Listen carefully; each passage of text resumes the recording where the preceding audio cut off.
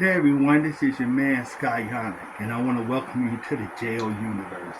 Today I'm going to talk about the Switch 2 and what's been going on with it. And it's basically a response video to all these Nintendo shills that have been defending the Switch 2 and all the crazy things that it's doing.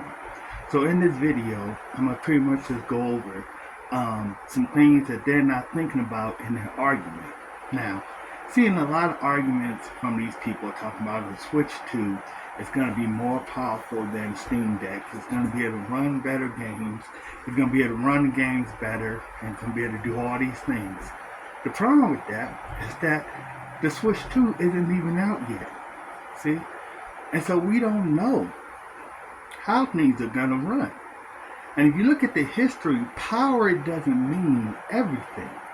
There have been many systems in the past that was more powerful than their competitor, but yet still that competitor had better games and the games ran better on their competitor's system, even though the competitor was more powerful.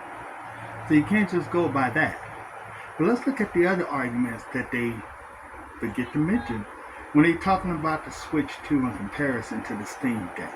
One major thing with this issue is that they forget, wait a minute y'all, Steam Deck is not the only handheld system in town. Did they forget about the ROG Ally?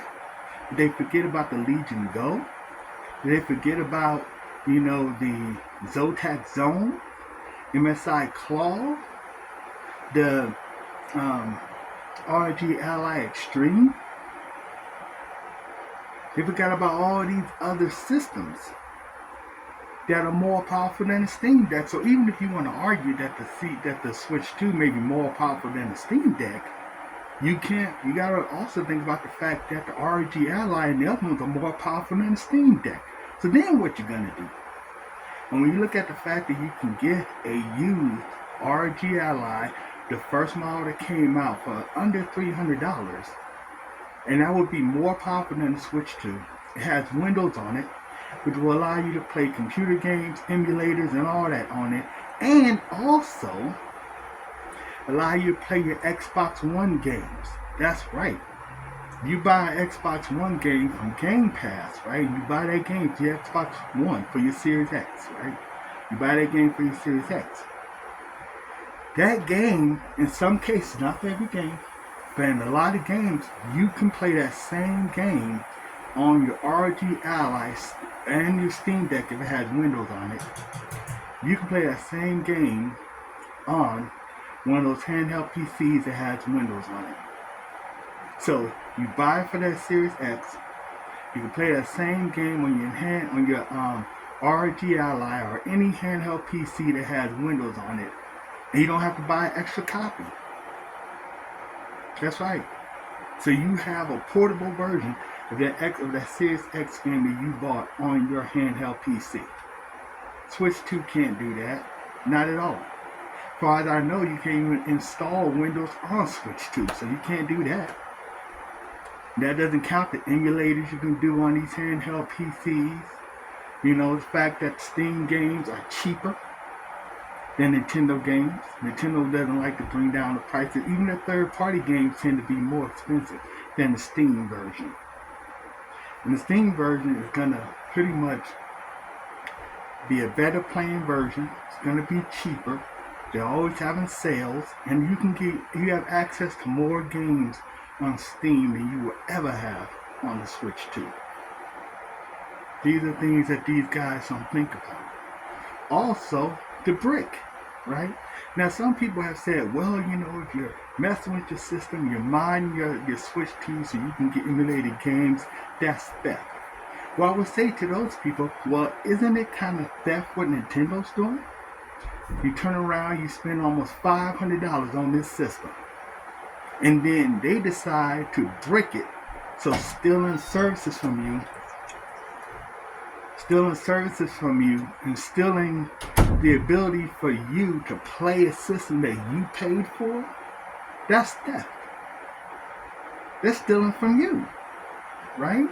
They're going to brick your system, not allow you to play it, but they have your money. That's theft.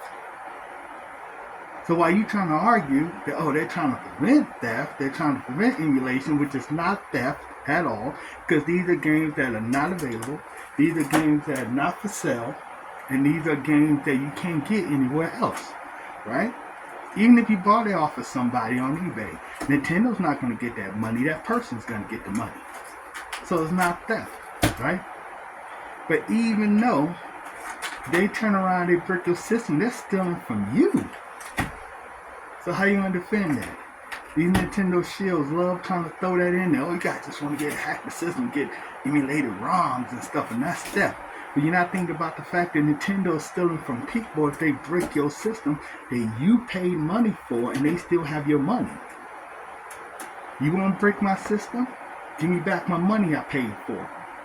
If you want to break my system, give me back my money. But they won't do that.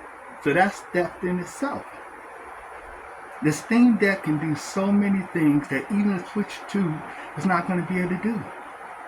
The ability to play your Xbox One game if you put Windows on it. The ability to do emulation. The ability to play Steam games that are going to be cheaper and look better in a lot of cases than the Switch 2. And definitely will have more available. There's going to be a lot of games that's going to skip the Switch 2. Just like they did with the Switch 1. So you can have more access to games on Steam, and these games are going to be cheaper.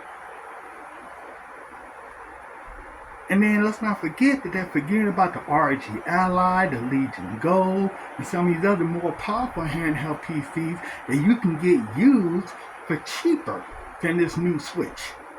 And have access to way more games than an $80 version of Mario Kart. Get real. It's your man, Jail Panther. I want y'all to think about that. And I'm out.